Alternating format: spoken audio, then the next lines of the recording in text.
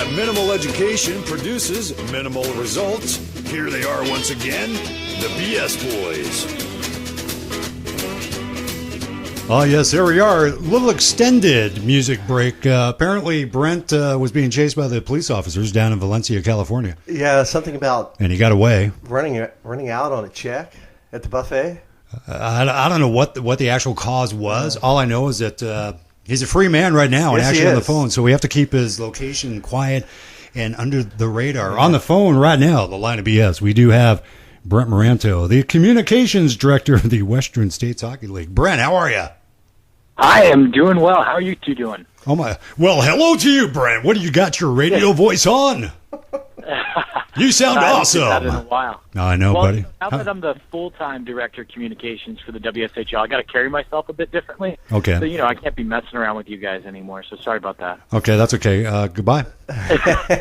Full-time, nice. We have Playboy bunnies like waiting in the wings to talk to us, and we chose you, buddy. We chose Brent Maranto because, you're a stud and you're our third wheel.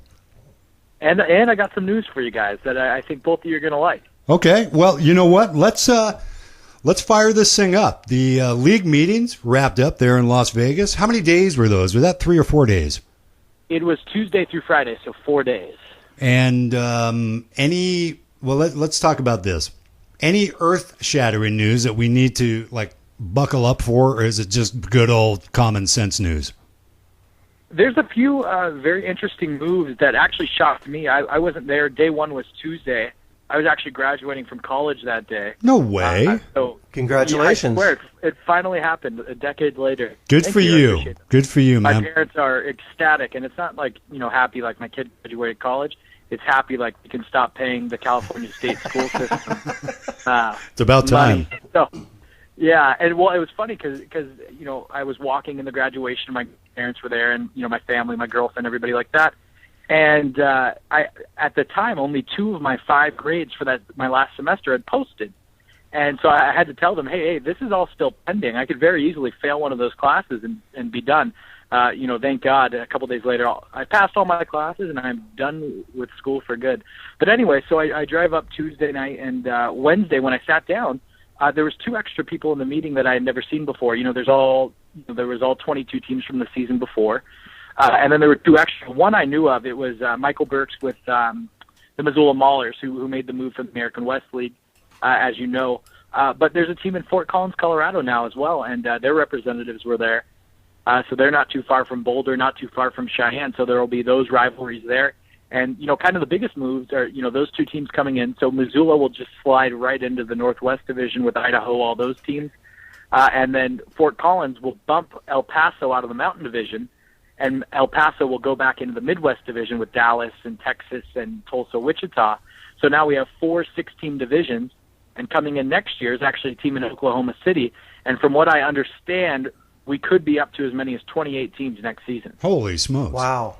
So El Paso's going back to Texas. I mean, they're in Texas, but what do you got? The Brahmas, Snipers, Ice Jets, and the Rhinos. Yep. Holy smokes. So, and I actually know Corey. I just saw Corey Herman as well. I saw him in Vegas, their head coach, their owner of that franchise. And I saw him in Valencia this weekend because he was there with a youth team. He was doing a tournament.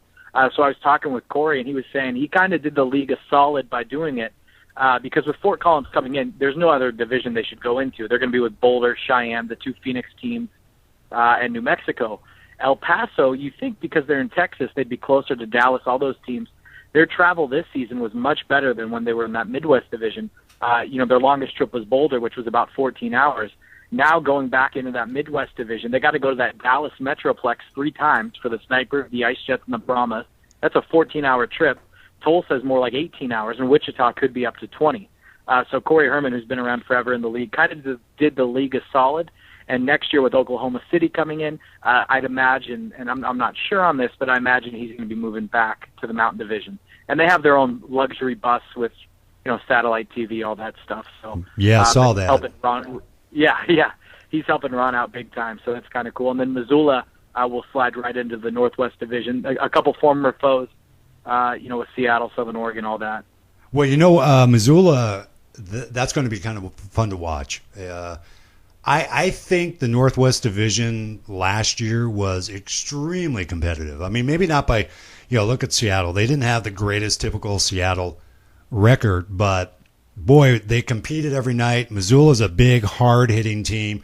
Southern Oregon still, we have to wait and see how Backus brings his flair to the Spartans. But that's going to be a physical. That's going to be a physical division right there. Absolutely. And, obviously Idaho being at the top there. Yep. John Olver, their head coach GM, is now out. He's a GM in the ECHL with the Bakersfield Condors. So Kyle Grabowski, longtime assistant, steps in. He'll do a fine job. That program, not to take anything away from Kyle, he'll run it well. But I think you could put almost anybody in that position. And with what that franchise has done, they're going to do well. But Kyle, working under John Olver the last 3-4 years, he's going to do great. Great guy, funny guy. He's a Minnesota dude, so he'll do well. He'll draw on his contacts out there. And like you said, Southern Oregon and Seattle, it wasn't their best year, and they were still, solid, made the playoffs. Ogden had a solid team. Salt Lake City came on late. Yep. And, with Jeff Carr, the guy that took over halfway through the season and led them on that second half run, he's back full-time now as their head coach. So I'd imagine they're going to compete. And then obviously Missoula, like you said, physical. They pack the barn.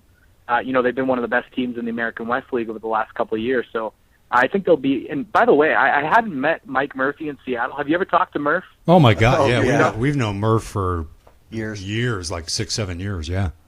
Okay, I just met him in Vegas. He is hilarious. Yeah, Murph, yeah. I mean, I hung out with him a couple nights, couldn't keep up with him. But Murph he's ridiculous. We all played in the golf tournament on Thursday. And Murph, of course, doesn't play golf, but he's just kind of hanging out, driving a golf cart around. And he's ramming people in the back and driving his cart around, going over hills. He's Not a surprising. funny dude. No, he's a great guy, Yeah. man. I'm telling you, Murph. Murph has had some ups and downs, and Murph is the owner, GM, and coach of the Totems. And this guy, bleeds Totem Green. And I'm expecting big things, big turnaround from the big dog up in Seattle this year. And he is a great ambassador of the game. And the guy knows the game. He bleeds the game. And if you don't like what he says, he's got no problem going nose to nose with you to try to make you see it his way. Yeah. It's typical Murph. We've seen that happen. He's a great guy, man. I love Murph. And we've known him for years. We've talked to him on the show 3 or 4 times, actually. And I'm not surprised he doesn't play golf. I am not surprised he tried to run people over either. If you ever seen him driving the street, you're going to know why he drives that way. No, Big Dog Murph is a great individual. I'm glad you finally got to meet him because he really will bring a lot to the table. Yeah, he was one of the few guys in the league I hadn't gotten a chance to, talk with a little bit. Obviously, Southern Oregon's new head coach I haven't gotten a chance to speak with, but one of their owners was there.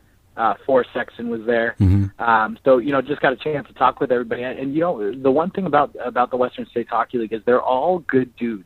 Yeah. I've been around hockey for a while, and there's guys that, I haven't agreed with. And, I do work for the league, so it's hard to say bad things about people.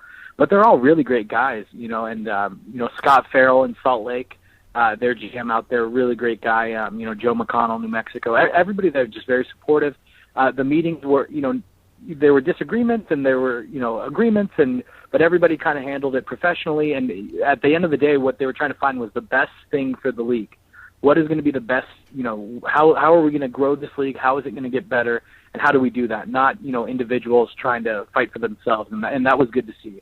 Well, you can't really be an individual. I mean, it really is. You're right. It has to be what's best for the league, not always what's best for your team, but the overall league. Because you put a good product on the ice, it's going to be nothing but successful. I don't care where you go.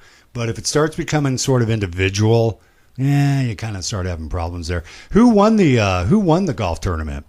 You know what? We didn't really keep score. We figured Ron White's team would have won. I mean, the commissioner. Of course. Nobody's going to let him sure win. he But would have. the team, there were just 4 foursomes because a lot of guys decided not to play this year. It was super windy. But I was playing with Jeremy Law of the Texas Brahmas, great dude, and his father, Ken, who actually coaches up in British Columbia in the Kootenai International Junior Hockey League up there for Soyuz. And he was a good guy. It was us two, and then Paul DePoit, the head coach in Boulder. But just ahead of us was a group of sandbaggers. It was Bryce Dale from Fresno, who played college golf at Utica. His assistant, Jason Rivera, who was a stick. and then Bruce Miller, who is Bruce Miller of San Diego, and I forget the fourth who was playing with them. But we literally, Jeremy Law hit Bryce Dale with a golf ball twice. Oh my God! and we thought. Oh, and it was Corey Herman in the group ahead. He's actually a decent golfer. And I swear to you, I've never seen someone get hit with a golf ball, but twice. Jeremy's ball either rolled up and hit Bryce, or one time it bounced off a cart and hit him in the back. Oh, that's awesome. We thought he was messing with us, but Corey told us after. He said, "No, you really hit him twice." Wow. So, but we figured that group was the best. We were middle of the pack. We play golf. We approach the golf course. Half the time they don't let us on, but the way we keep score is whoever has the most balls left in the bag wins. Not a bad idea. And we also play Scottish rules golf. If you've ever played that. Have you played that, Brent? Scottish Is that where rules? you crack a beer before you get off the green, or you finish the beer? We do it with shots. We do whiskey. Okay. So you have to finish a shot before you leave the green. So if you're a really bad golfer, by the time you hit the fifth hole, you're hammered. You're gone. Yeah. Which is awesome. Which is us. There's nothing better in the world than watching Special drive a golf cart hammered. Yeah.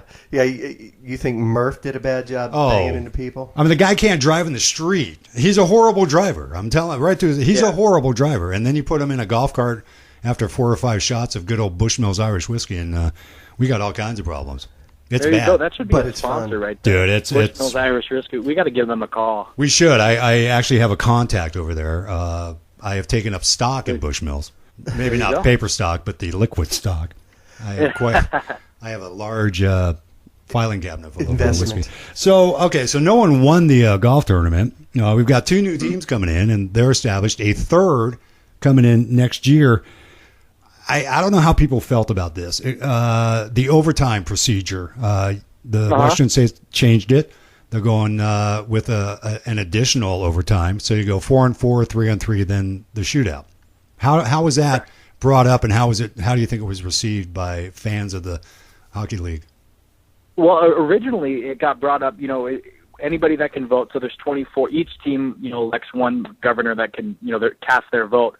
And we went over a couple overtime procedures, and a couple guys I think Bryce Dale from Fresno said something about how, sometimes he felt his team was a better team in overtime, but they ran into a hot goaltender and then lost in the 5-man shootout, which is, really it's a skills competition. Anybody can win at the flip of a coin.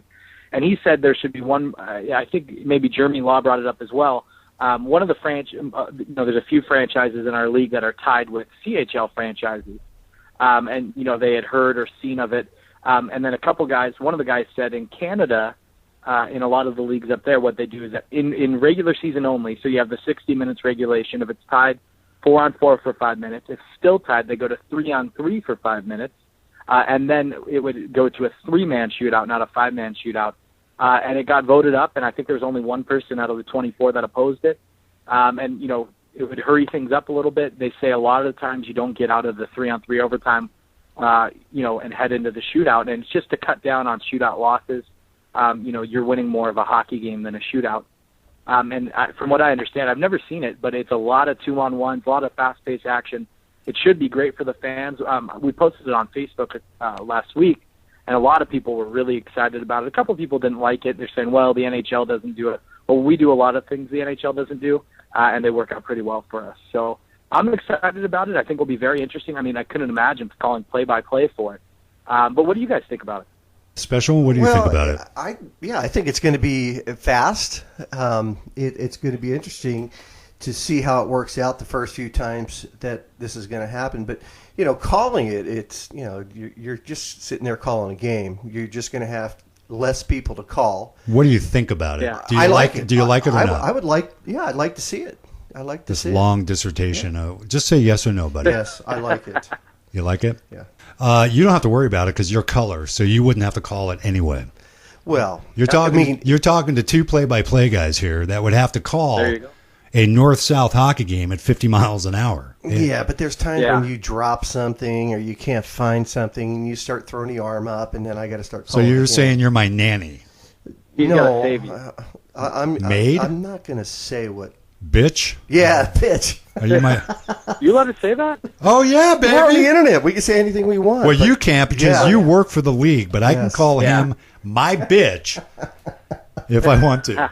which I just did. Oh my let me see. What do I think? Do I like it or not? I love. Let's preface this though before you start. Prefaces. Yeah. Goaltender's father. Yes. So yeah. Let's put that out there for people. Yes. Ex-goaltender coach, and I got attendee as a kid. There you go. I love the fast pace of the 4-on-4, 3-on-3, and yeah, it does present a lot of 2-on-1s, 2-on-0s, things like that. Does it really mean the better team wins? I'm gonna say yes, mostly. I'm gonna also say the luckiest team that ends up getting a possible odd man break 2-on-1, 2-on-0. Mm-hmm. So yes, I like that. As far as putting the goaltender on, I guess, a stage, I would rather see him make a 2-on-1 save, spectacular save, versus a breakaway shootout save. But the shootout save, that doesn't go towards his stats. Correct. So the goalie has something to win also, because then if they score in a 3-on-3, it does affect the goalie's stats. Save percentage, goals against, things like that. And a shootout has nothing to do with it. Mm-hmm. Putting the goalie on a center stage, I love watching any goalie, not just my kid, but any goalie make a huge breakaway save. But I also like watching them make a 2-on-1, 2-on-0, left, right, push across save. So, if I'm going to go one way, I probably piss a lot of people off, but I still would love to see it go to a shootout. And if the best team can't win on 3-on-3, then maybe they don't deserve to win. Then it's up to the goalie, So I think it's great for the league, though. I'll be honest with you. The fans are going to love it. I saw some of Michael Burke's comments on Facebook, and some people weren't happy with it, but they've never seen it. Dude, it is wicked quick. Yeah, that's what I was going to say. There's a lot of people that probably haven't seen this type of a format, and I think they need to just give it a chance and see how it's going to work out. Yeah, you can't just jump into the boat and go, oh my God, the boat's sinking, let's just go to a shootout. Yep. No, man. 3-on-3, probably some of the fastest, the best hockey you will see all season long. And yeah, I mean, have you called a 3-on-3? Have you called a 3-on-3 before? I have never. I have seen it once, and it was in the NHL. It was overtime, which is 4-on-4. Both teams took penalties at separate times, and I think it lasted about a minute before some team scored. It was just back and forth. But it will be pretty exciting. I don't know how much broadcasting I'll be doing now in my position, but I do have an offer to stay with Valencia, at least just to do their broadcast when they're home. Gotcha. For the weekend. I was just talking with Scott Allegrini out there, so that might be something I do. Especially, I would look forward to that 3-on-3. There was only 18 shootouts last season, though. I think Southern Oregon had about 15 of them. Yeah, they had so that a was lot. one of the things. It's not, it wasn't a dramatic number. It's not like we had 30 shootouts. So. Right. It's a team sport. We all know it's a team sport. The goalie really is the only one not involved in that team concept. They're back there, between the pipes, and they get really involved with 4-on-4, 3-on-3 very quickly. They are part of the team, but it's sort of like that individual part of the team. So I think it'd be awesome, man. I encourage everybody to just give it a chance. When your team is going into double OT, man, I'm telling you, you're on the edge of the seat. You're breathing heavy. You're chugging harder. You're doing all kinds of stuff, and you can't take your eyes off. You can't take your eyes off the screen. And if it's a good play-by-play guy, they may just let it roll instead of trying to catch up to it. Sometimes just let the action speak for itself, because we have a tendency. Yeah, you just got to roll with it. So that's cool. Okay, you have something. Yeah. So if there's a penalty in that 3-on-3 period as well, the team that didn't get penalized adds a player. Right. So it would be a 4-on-3. Now, what happens when the penalty? In case people thought. Yeah, when the penalty expires, the player comes out of the box. They go 4-on-4 till the next whistle. Exactly. Yeah. Exactly. That's kind of what I thought it was. I would have thought they might. Yeah, I guess you have to do that. You don't want the advantage of going past the penalty. Okay. No, so that's a great way of going. A new uniform, kind of. This isn't dramatic, but I think it's kind of cool. A new uniform regulation as far as darks versus whites. Yeah, I'm trying to understand what the reasoning behind that is, and why something like that would be brought up, Brent, at the league meetings. Yeah, you know what? It was kind of just an off-the-cuff. We were sitting there in the round table and we were talking about uniforms. And every couple of years, Ron goes back and says, okay, the home team has been wearing dark the last couple of years. The 2 years before that, the home team wore white. A lot of the teams are involved with CHL teams. And I think it was one of the guys from Oklahoma City, which would be an AHL franchise, He said what they do, at least he knows in the CHL, until January 1st, the teams wear their dark at home, and then after January 1st, they wear their whites at home. And I think the idea behind it is just to kind of give the fans at home watching, look at both your jerseys. Some teams have drastically different jerseys, like El Paso at home wears the whites, on the road they wear the orange or the black. And it's just to kind of give them a different perspective, a different look to it. I don't think there's a whole lot behind it other than that. A couple guys were objecting to it because a lot of teams forget jerseys anyway. And then, I was talking to Bob Armando. He said he can already see getting a call at, 10 minutes before the game starts. Oh, they only brought their whites or they only brought their darks. But I think overall it's not a bad idea. The NHL, I think each team picks about 8 games a year where they wear not even their third jersey, but like the Kings will wear whites at home, just to kind of give season ticket holders, everybody, a little bit different, view of the players. And, it looks kind of cool and just something different, I guess. Well, it is, because we can go to Southern. Southern has jerseys for the Dutch Brothers Mafia. They have it for Lithia. Veterans. They have the black. They have the white. They've got, I think they have like 4 or 5 different versions of the Spartans jerseys. But it does you see the darks at home through the first part of the season.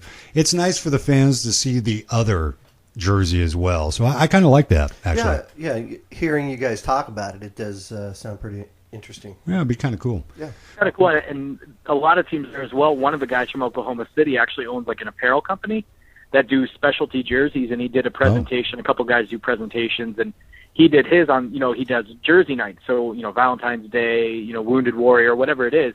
And a lot of teams were talking about, almost every team in the league, if I can remember correctly, was saying we're going to do some sort of military jersey night or something like that. So that's always cool, especially in, you don't see that in the NHL or anything like that. But the lower levels, junior hockey, to see a different jersey and then auction them off after, and with the proceeds going to a good cause, that's going to be pretty cool too. So I know a lot of teams are going to be doing that this season. Yeah, it also kind of ties them into the community. Yep, also, when you end up doing special jersey night, auction them off, and help raise money for a community organization, something like that. So.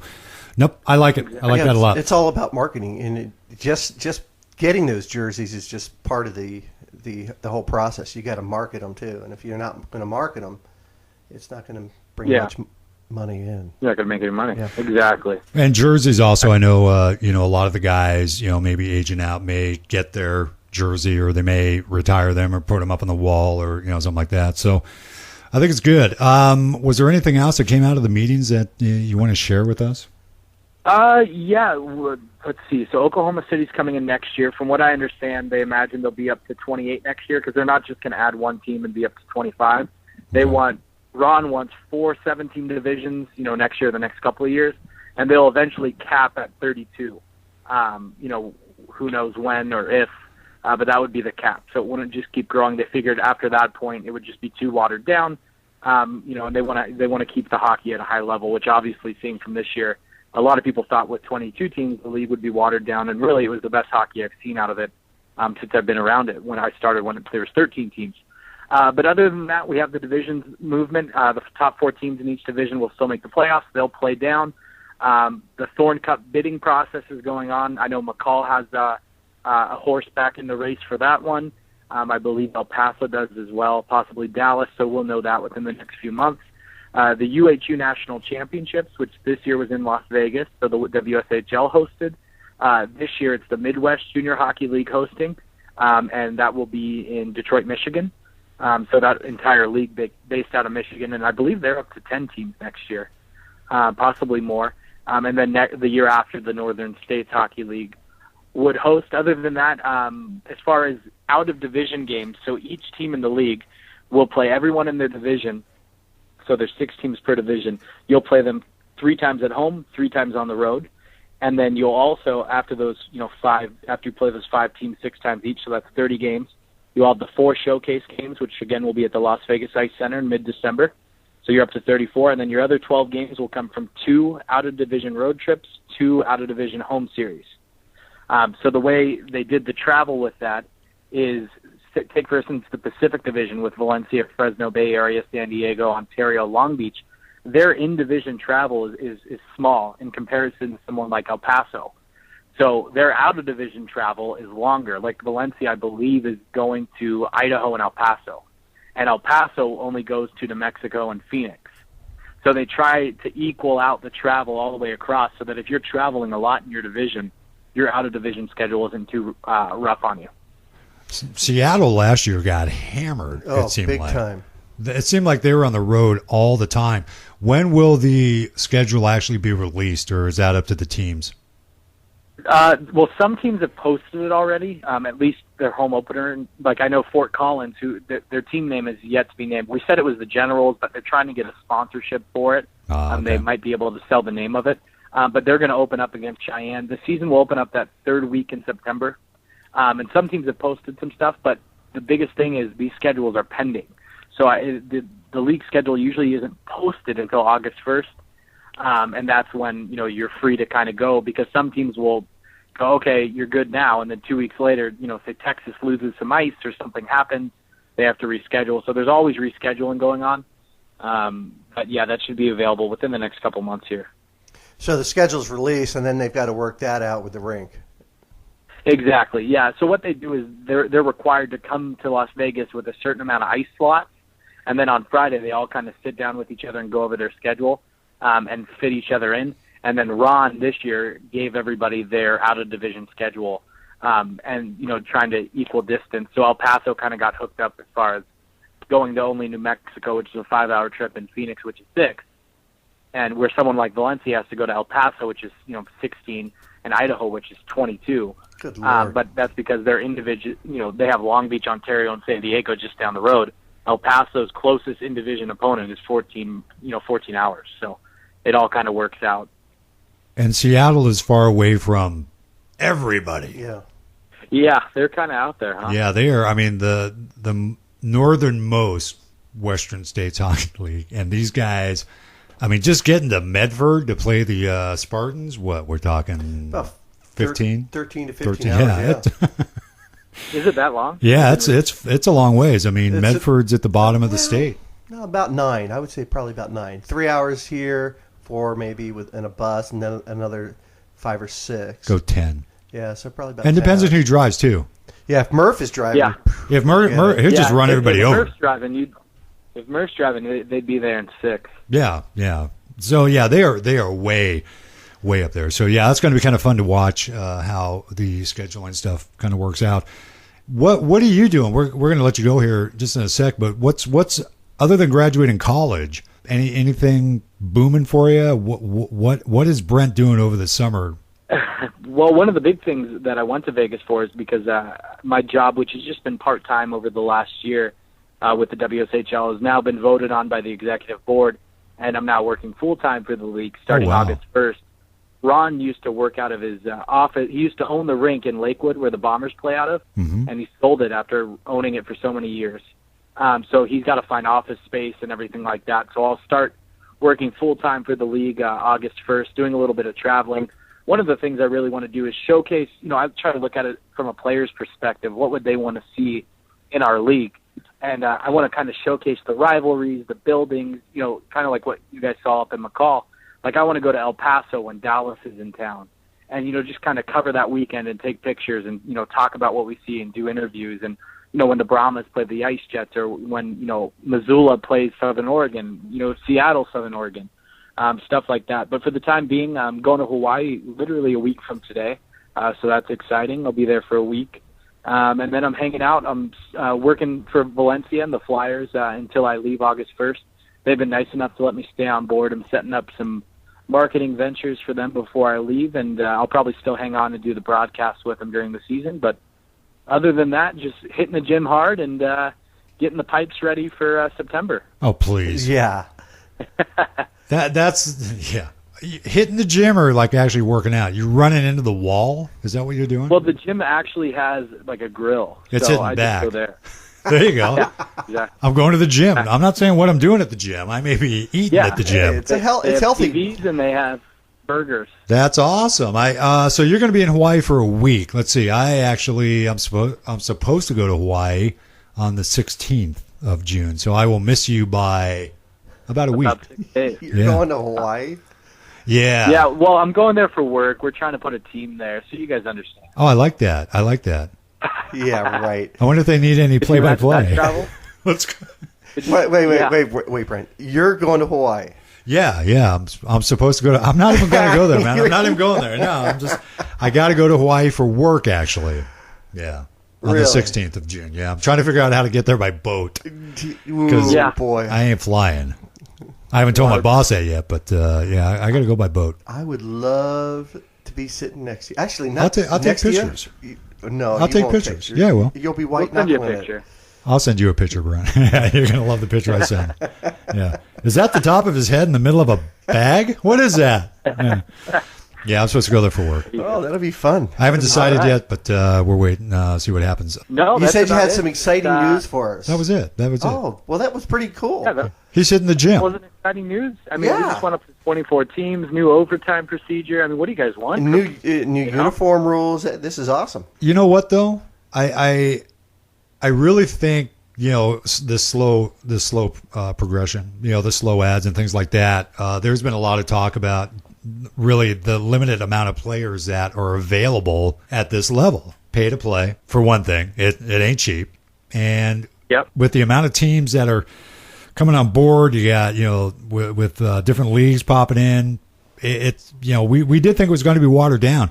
And eventually it will get to that point. I know for a fact. I mean, there's not a lot of people, that can really afford sometimes the pay to play model. Mm-hmm. But like you, I was blown away by the talent that we saw through the league this year. Yeah. Blown away. It was awesome. Especially being there live watching those teams play. Yeah, and exactly. It's like you said. I think the league, like when I played back in the day, the league was, it was almost an afterthought. I mean, it was always a solid league, but it was, it was hockey once you couldn't play minor hockey anymore. And now, right. I mean, as you're seeing it, there's some really, really talented players on these rosters. And really, I mean, I'd be hard-pressed to find a better Tier 3 league in North America. I mean, you saw the way we stacked up against the Midwest League and the Northern States League. And, I would love one day to see, how we would stack up against the NA3. But from what I've heard from scouts and everything like that, this league is growing. And you can see it by the way our mid-season showcase every year. It started out with 20 scouts coming out to scout this league. Now we have 60, 80 scouts flying out to Vegas to pick up players, and our commitments are rolling in each week. You can see that on our website, which we're actually redoing. We're going to Point Streak, so that's been one of the biggest things lately. We have good information on the website, but it's outdated. So that's one of our big moves, moving over to Point Streak. Yeah, that's one of the hardest spots on any website, just keeping new information, fresh information, and updated all the time. Let me ask you this real quick, then we're going to let you go. What's the possibility of two national champions going head-to-head? USA Hockey? I think it's very slim to none. I would love to see that, man. It would be awesome. We have our UHU National Championship, which Idaho, of course, won. Yep. And like I told you guys earlier, I was very impressed with those teams from the Midwest League and the Northern States League. They were definitely a level below the WSHL, as they should be, both leagues in their full year of existence. But those leagues are growing. I know the Midwest League is up. The Northern States League has a new team, or at least a relocation. And they were very good hockey teams. And, they'll play down again in Detroit this year. And, the NA3, all those other leagues, the American West League, the NORPAC, they play down to a champion as well. But with us being under AAU, them being under USA Hockey, who certifies the game, who's officials, right. It'd be a mess. I can't see it happening. A lot of people have been pushing, and a lot of people say, hey, we want to see really who the best Tier 3 junior hockey team is in the nation. And I'd love to see it, and, I think the WSHL would, be tough for any league. I mean, I don't know if there's many Tier 3 teams anywhere that can handle Idaho, Bay Area, those teams. So it would be very interesting to see, but at this point, slim to none. It would be a lot of fun. Well, like usual, it was great having you on the air. This obviously... Yeah, when are you guys back? Is this one just for the summer to keep us going, or are you guys on a normal schedule now? What are you doing? No, work is actually kind of picked up, and, it's getting really tough to actually dedicate the time to we're going to roll everything to archives. We're going to pre-record stuff. This is actually our first show on the new platform, and we want to find out how that goes. We will probably be back, I don't know, on a regular basis, maybe a month before the season kicks in, just because there's so much work going on. And, literally considering what we do, one show a week type thing. I mean, we're still putting in 25, 30 hours of prep and everything else. And yeah, I'm sure. And Special Greg, he's looking for a woman. So that takes up a lot of time. Whatever. Yeah. I thought there was some chick he was digging in McCall.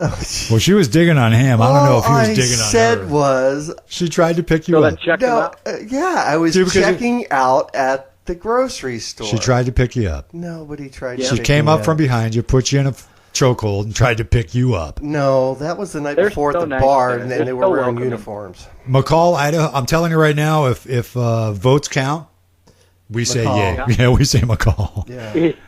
I bet I knew you would. It was awesome. It was absolutely awesome. Yeah. Well, we will certainly be catching up to you later on. But yeah, this is going to be it for a little while. And we do have the archive running up on the blog. So all the shows from the Thorn Cup, all the interviews are rotating through on the archive.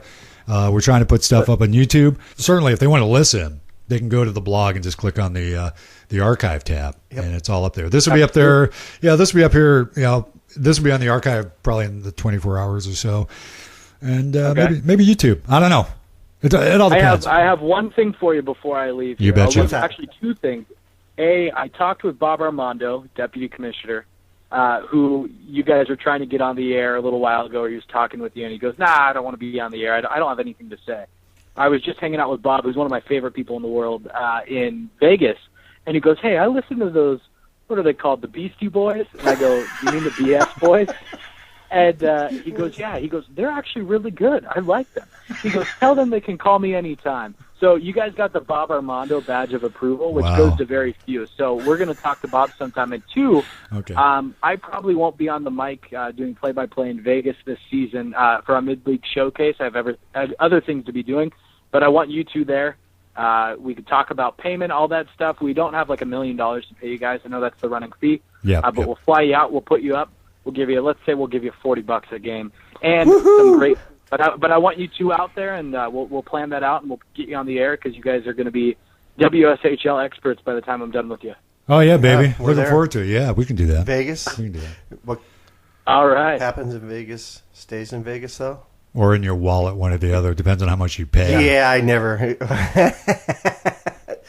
Yeah. I won't tell anybody. No, don't tell anybody. All right, buddy. Slightly different from McCall. Yeah, slightly. I love McCall, man. I was telling my wife that realistically, if I could find a job there, in a heartbeat, I'd be there in a heartbeat. Just to hang out with Gabe and John, Yeah, hang out with JB, right? Yeah, man. It was awesome. Well, listen, Third Wheel, we're going to let you go. We'll be tapping into you real soon. Have a safe trip over there to Hawaii, and best of luck with the new gig. Yeah, congrats. I appreciate it. And then we'll be and college too. That's not an easy thing. Congratulations on the college, and we're chatting you real soon, my friend. All right, good talking to you guys. Stay on the air. Let's see you soon. All right, buddy. Take care. Bye. I didn't know he was going to college. Yeah, we talked about it in McCall That's awesome. a little bit. Yeah. That's awesome that he actually followed through, graduated, and now moving on to a full-time gig with the Western States Hockey League. Good. That's awesome, man. I mean, for those of you that haven't heard Brent do play-by-play, does a good job. He's a great announcer. Yes. We really enjoy listening to him in Vegas. And if he's not going back to Vegas and he thinks we're going to come down and improve upon what he does, guy's whacked in the head. He didn't say anything about improvement. He just said, we want you down. Well, good, because improvement is not an option. Remember, what is one of our slogans? I don't know. Our sayings? We lower your hockey IQ. Well, yeah, we do definitely lower the hockey IQ when we pop on the air. But yeah, we do the play-by-play for a team up here in Norpac, the Fort Vancouver Vipers, and that would be a lot of fun. Listen, we're going to go ahead and wrap it up, simply because had a blast. Well, I didn't know it was going to kind of go that long, and I got to get home and eat dinner. Yeah, I got to get up 5:30 tomorrow for work. Oh, that's such a shame. I have to actually work tomorrow, but not that early. Hey, listen, we do want to thank everybody for tapping into the Red Light District Junior Hockey Talk Show right here on the Junior Hockey Radio Network. Just a reminder, you can listen to the Rockin Hockey Radio archive simply by clicking on the tab from our blog, thebsboys.wordpress.com. That's boys with an S. Any suggestions for the show, you can send us an email, bsboys@live.com. Better yet, call us. Leave us a message on the line of BS, 971-258-2840. Time to bring out the bat, pepper spray, and brass knuckles and make our way out of Felony Flats right here from the great Pacific Northwest. Take care, everybody.